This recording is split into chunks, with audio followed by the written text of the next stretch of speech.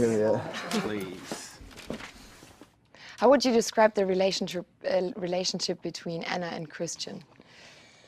I think it's fairly complicated. I think there are two people that, on paper, probably, wouldn't usually be together, but they need each other and they do love each other very deeply, and they end up making massive sacrifices and changes in their life to make it work. Which I think so many people can relate to. Maybe not in the exact terms that the changes that they've made in these books and in these films, but I think everyone can relate to, sacrifices for love and adaptation for love and everything. So. Do you think maybe that's a reason why the whole franchise is so successful? Yeah, I do. Because it's not the first book of its type, but it's certainly the first book of its type to, have such an impact, and for, was it over 100 million people read the books? I mean, you may never see the like of that again, in any book, never mind a book that's, categorized as, erotic, like fantasy novel or whatever. So there has to be so much more to it, and I think that's what resonates with people. So 50 Shades is such a great phenomenon, you already said that, and you're in the center of it, in the middle. Yeah. Do you get used to it? Is it still crazy? No, because it's the only times you feel that you're at the center of it in a weird way are days like this, or when your premieres and all the focus is on that, and you see all the fans and how much it means to them and all that. I think that's when you're like, God, this is a big thing. It means a lot to a lot of people, and you feel very much at the center of it. You obviously feel part of it all the time, and that you wear that and you carry that with you.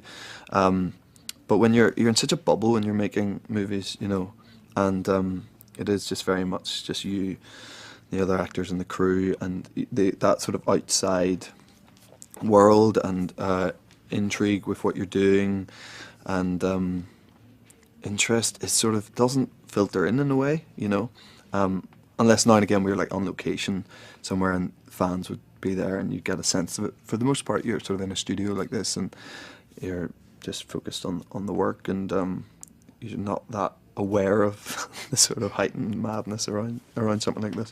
How did your life change? I mean, can you grab a coffee somewhere and just be relaxed on the streets in London? Yeah, I think so. I mean, I would definitely get recognised more now than I would have previous to this job, of course, but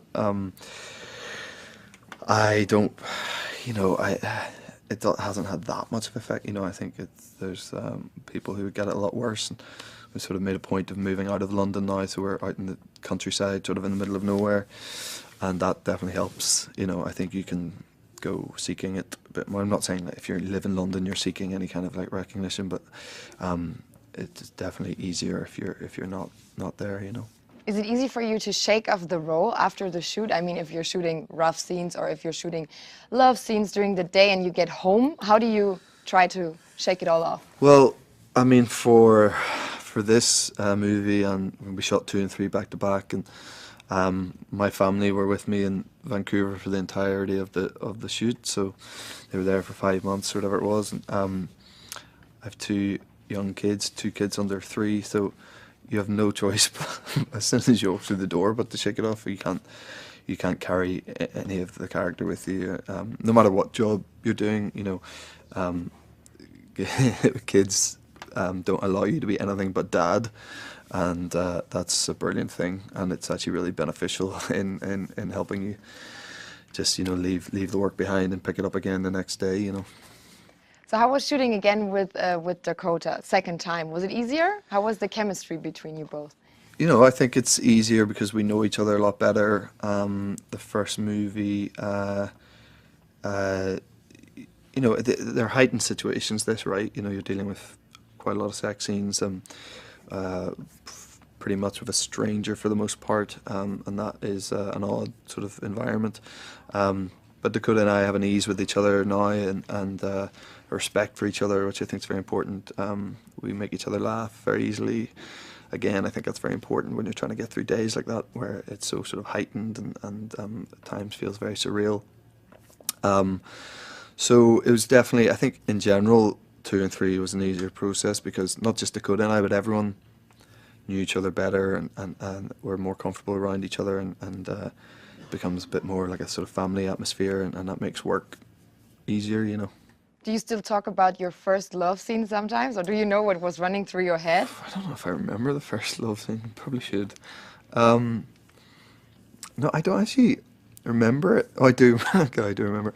We were sort of eased into it quite gently. The first one, you know, we didn't do anything too extreme on day one. So we purposely left most of that to the end of the shoot in the first movie so that Dakota and I had time to sort of get to know each other better and feel more comfortable around each other. So I think that was sort of important, you know. Yeah, to get to know each other and to get used to each other. I Yeah, think it's definitely. really, Yeah. everyone thinks about that.